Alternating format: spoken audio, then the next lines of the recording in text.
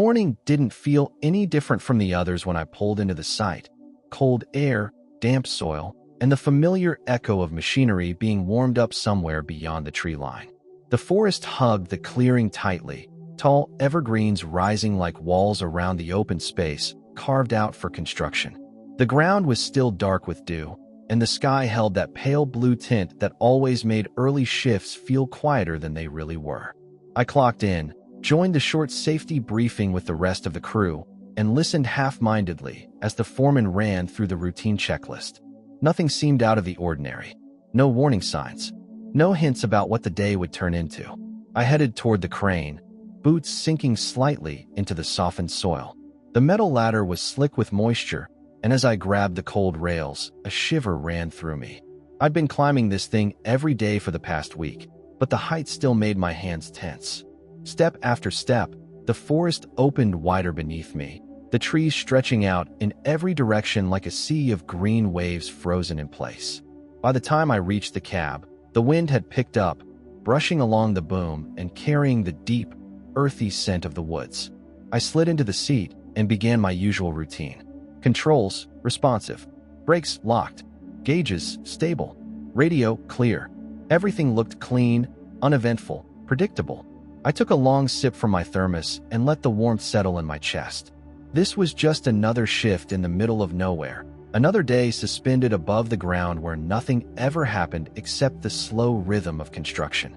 Then something moved. At first it was so subtle, I thought it was only a shadow shifting with the wind. A small flicker near the middle of the boom, the kind of thing I would normally ignore. Birds landed on the crane sometimes. Squirrels, too. Even foxes wandered around machinery on rare occasions, curious and reckless in equal measure. But this movement didn't fit any of those patterns. It wasn't quick or uncertain. It wasn't a scurry or a flutter. It was deliberate. I leaned forward, squinting down the long steel arm stretching out above the clearing. A shape was creeping along it, slow, steady, low to the surface as if balancing with perfect intention. For a heartbeat, I tried to convince myself it was a fox. Or maybe a lost dog. Something that made sense. But then it lifted its head, and the breath froze in my lungs. A lynx, broad-shouldered, powerful, her fur shifting with the wind like a living flame. And dangling from her mouth, held so gently it barely seemed to touch her teeth, was a tiny kitten, limp, small, fragile. The sight hit me with a force I can't explain. She had no reason to be up here. No predator climbs a crane for comfort. No wild animal approaches heavy machinery without fear. Yet she kept moving forward, step after measured step, her paws gripping the cold metal like she had done this climb 100 times. She wasn't lost. She wasn't running. She wasn't scared. She was coming to me. When she reached the last stretch of the boom, she paused, her body low, her movements precise. Her eyes met mine through the cab window, steady and unflinching. There was no threat in them. No panic. Only urgency, and something that felt uncomfortably close to pleading. I didn't breathe. I didn't blink. I just stared back, unable to look away. Then her gaze drifted downward, toward the far edge of the site where the ground had been cleared the day before. A patch of churned earth sat there, fresh, pale, and rough where the excavator had dug into the forest floor. She looked back at me again, as if asking whether I understood. A strange pressure settled in my chest. A pull I couldn't name. The part of me trained to follow procedure whispered sharply to stay inside the cab, call the foreman, wait for wildlife control. But another part, the one staring into those unwavering eyes, knew she hadn't climbed this high for no reason. She had brought something to show me. My fingers hovered over the radio button, trembling slightly. All it would take was one call to hand this off to someone else. But the thought of staying still while she waited, silently asking for help, made my stomach twist. Rules told me to stay put. Her eyes told me to move. I set the thermos aside, opened the cab door, and stepped out onto the ladder, feeling the wind rush past my face. As soon as my boot hit the metal rung, she shifted, turning her body toward the edge of the boom, pausing only long enough to make sure I was watching. Then she began to move back the way she came. I didn't know where she was leading me. I didn't know what I was about to find. But I knew one thing with absolute certainty. She wanted me to follow. The descent from the crane felt longer than usual, every rung clanging under my boots as if urging me to hurry. By the time I reached the ground, the lynx was already waiting several yards away, her body angled toward the forest, but her eyes fixed on me. She didn't run when I stepped closer. She only lifted her head slightly, the kitten still held gently in her jaws, and then turned toward the trees. She kept a steady pace as she moved, never sprinting, never hiding, just guiding. Every few steps, she stopped and glanced back to make sure I was still behind her. The distance between us stayed constant, as if she knew the exact space she needed to feel safe, yet understood I needed to see where she was leading me. The farther we walked from the main clearing, the quieter the sight became. The drone of engines faded behind layers of pine and fir. The smell of oil and dust dissolved into the clean, damp scent of the forest. Branches shifted overhead, letting in stripes of pale morning light. I had worked on dozens of remote projects, but I had never seen an animal behave like this, moving with purpose, not fear. We followed a narrow path shaped more by animal traffic than people. Twigs snapped under my boots. Moss cushioned my steps in patches. The lynx walked lightly, barely disturbing the ground, her tail flicking anxiously from time to time. She kept glancing toward the deeper part of the woods, as if urging me silently to move faster. After several minutes, the terrain began to change. The soil underfoot turned looser, churned up in places. Broken roots stuck out of the ground at odd angles. The fresh scent of torn earth hit me before I saw the clearing up ahead. My chest tightened before my mind caught up. I recognized this spot. The excavator crew had worked here the day before, widening the service road and clearing brush. I remembered hearing the engine rev on and off all afternoon, the dull crash of trees being pushed aside. At the time, it hadn't seemed significant, just another part of the job. Now it looked different. The lynx slowed as we approached the disturbed patch of ground. She set the kitten down gently on a small rise of dirt and stepped forward, her movements growing stiff and uneasy. I followed her gaze downward. The earth in front of us was pushed into uneven mounds, still damp and pale from yesterday's digging. Shredded branches lay scattered, snapped clean by the bucket's force. Among them, faint tufts of tawny fur clung to the roots like remnants of a life buried too quickly to be noticed. Then I saw it, the entrance to what once had been a den, or what was left of it. The opening was no more than a collapsed hollow now, half filled with soil and debris. The smell of fresh earth mixed with a faint, musky scent that lingered stubbornly against the cold air. The lynx stepped closer, her body low, her ears pinned back. She nudged at a clump of dirt near the edge. Something moved. A tiny paw, weak, trembling, pushed feebly against the soil. My heart lurched. I dropped to my knees immediately and began clearing the loose dirt with my hands. The soil was cold and packed tighter the deeper I dug, as if the excavator had pressed it down with brutal force.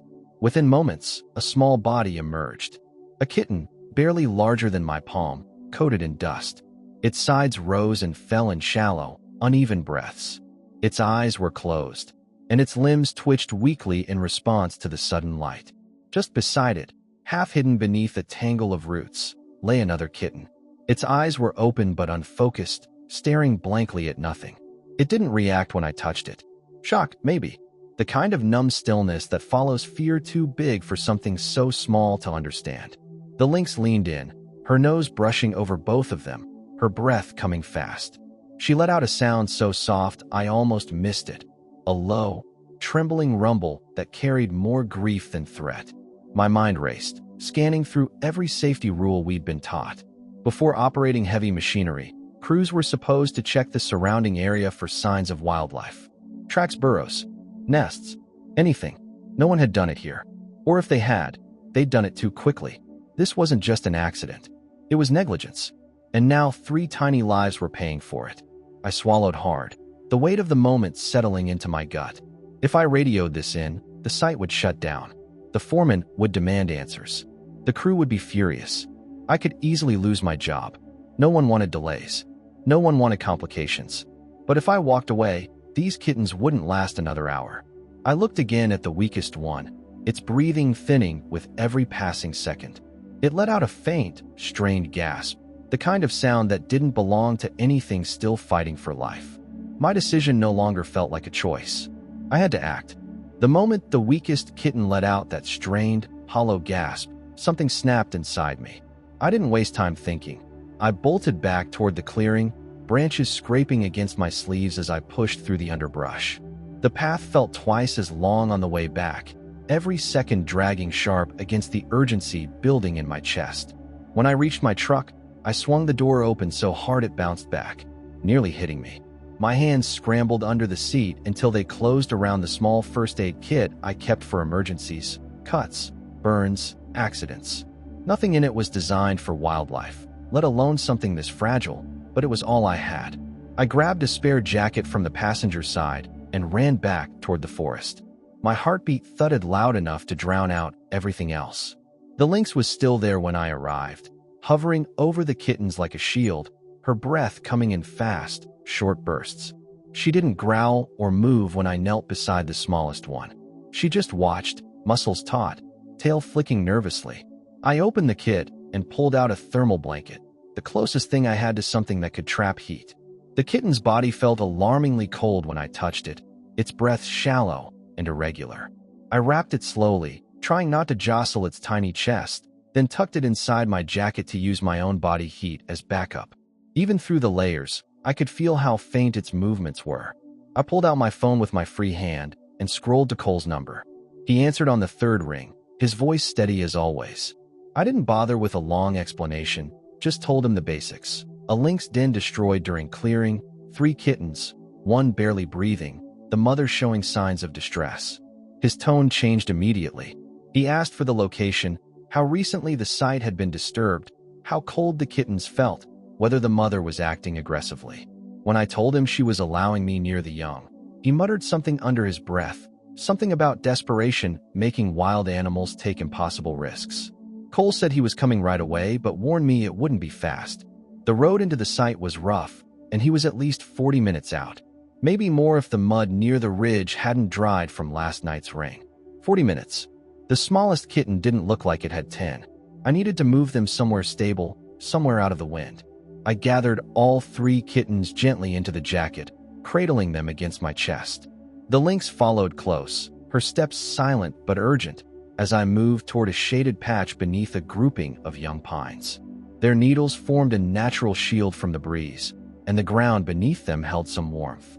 I set the 2 stronger kittens down first, then crouched with the weakest one still tucked inside my jacket. The lynx circled us once, uneasy, trying to understand every motion I made. Her eyes flicked constantly from my hands to her young, wide with a mix of fear and hope. Just as I was settling them in place, a sudden clatter cut through the quiet of the woods, metal striking metal, then the deep rumble of an engine roaring to life. The excavator. The sound rolled across the clearing like distant thunder. The lynx jerked up, her fur bristling instantly, her entire body coiling as if preparing to either flee or fight. The kittens trembled at the noise, one of them letting out a weak, frightened cry. I stood quickly, shielding the kittens with my body without thinking. I waved toward the direction of the clearing, though I knew no one could see me from here. The engine was getting louder, the machine creeping closer to active work. And then heavy footsteps approached from behind. I turned and saw the foreman pushing through the brush, his face flushed with irritation, one hand gripping a clipboard, the other swiping branches aside. "Grant, what the hell do you think you're doing out here?" he snapped before he even reached me. "You can't just walk off a shift. We've got schedules to keep." He stopped abruptly when he saw the lynx, the kittens, and the way I was crouched over them. His eyes widened, not with fear, but with disbelief.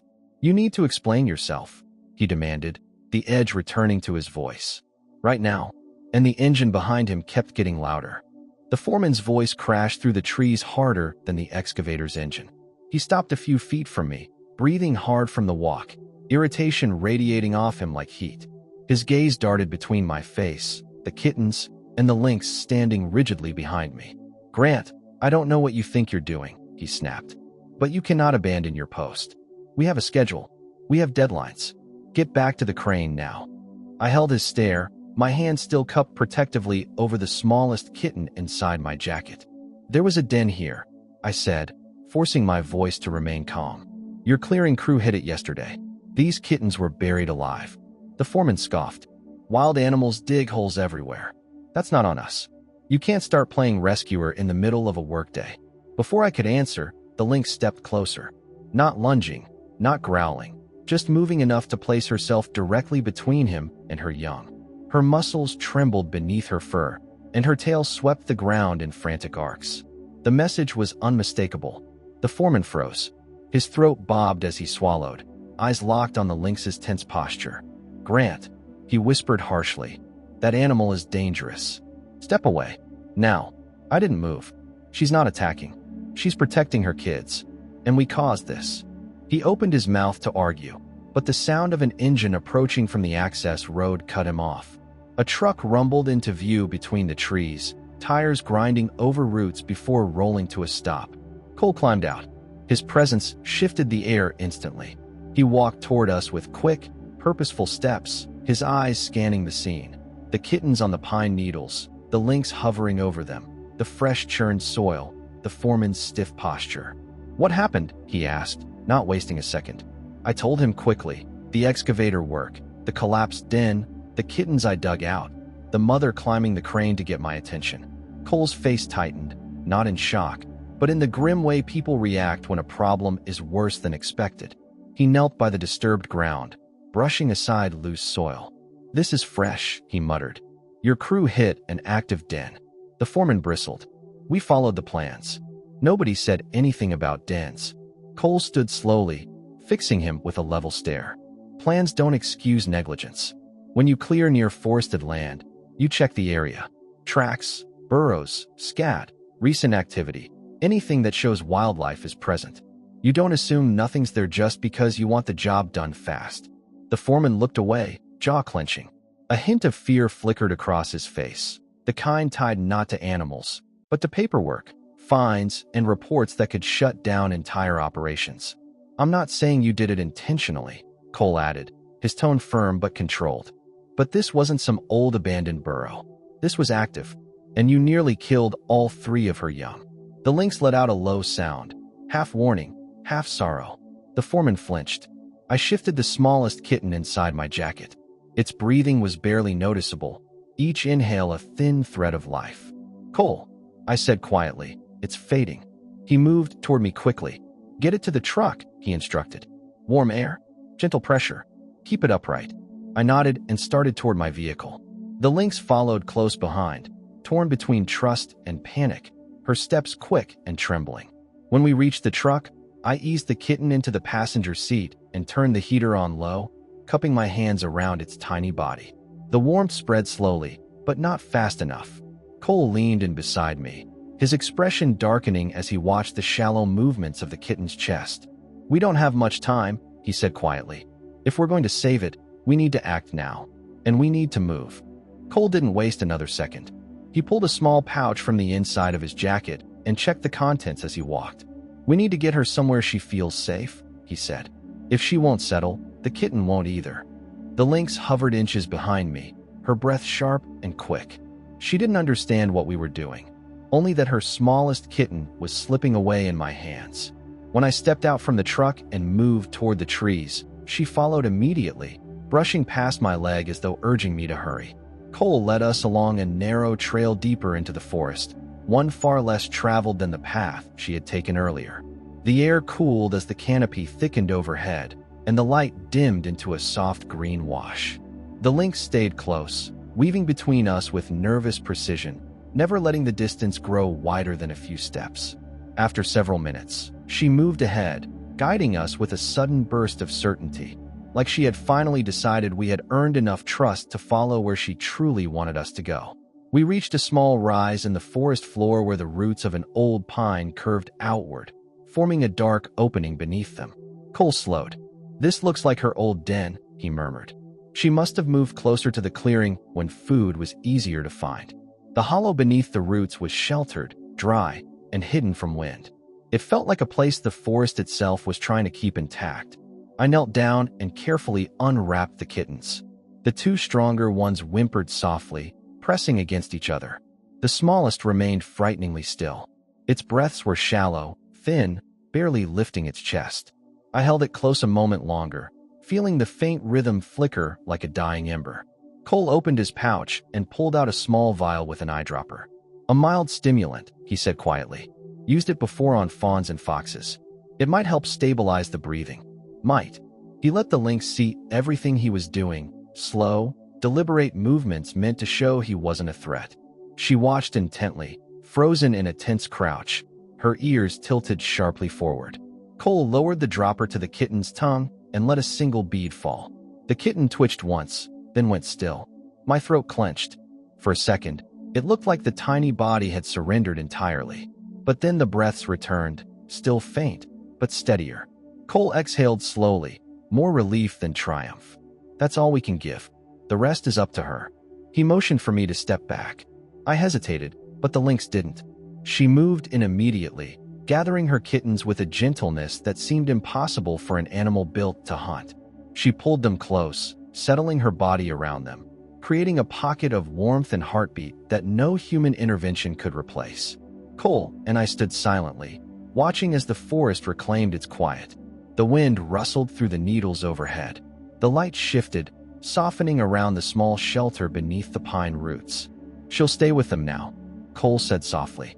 "She knows what to do. Best thing we can do is give her space." We walked back, toward the clearing. The foreman stood near the edge of the site, arms crossed. His expression caught somewhere between shame and realization. He didn't argue this time. Didn't posture. He just nodded once. The next morning, an updated protocol appeared on the bulletin board.